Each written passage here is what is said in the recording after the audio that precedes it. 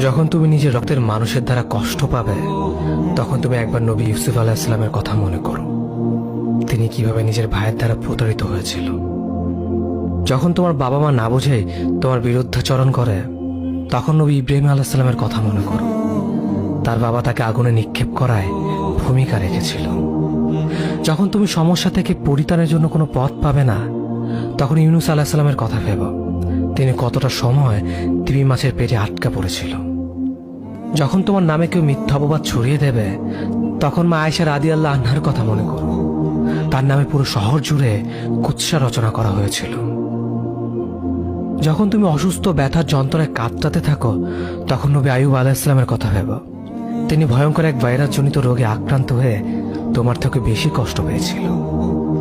যখন তুমি দিনের কোনো বিধান নীতিতে যুক্তি খুঁজে পাও না, তখন নবী নূহ আলাইহিস সালামের কথা ভেবো।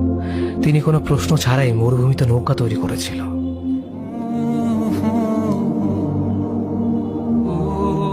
যখন তুমি আত্মীয়স্বজন, পরিবার, বন্ধু বান্ধবের কাছে হাসির পাত্রে পরিণত হও, তখন তুমি শেষ নবী হযরত মুহাম্মদ সাল্লাল্লাহু আলাইহি ওয়াসাল্লামের কথা ভেবো। রাসূল সাল্লাল্লাহু আলাইহি ওয়াসাল্লাম বলেছিলেন, সবচেয়ে বড় পরীক্ষা দিয়ে সব থেকে বড় পুরস্কার আসে।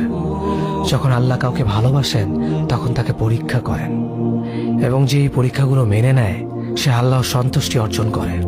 আর যে অভিযোগ করে, সে তার ক্রোধের পাত্র হয়। হে আল্লাহ, তোমার কথা মনে করা, তোমার প্রতি কৃতজ্ঞ হওয়ার এবং তোমার ইবাদত করার তৌফিক আমাদের দান করো। আমিন। যেভাবে তুমি সন্তুষ্ট হও, সেভাবেই আমাদের পরিচালিত করো।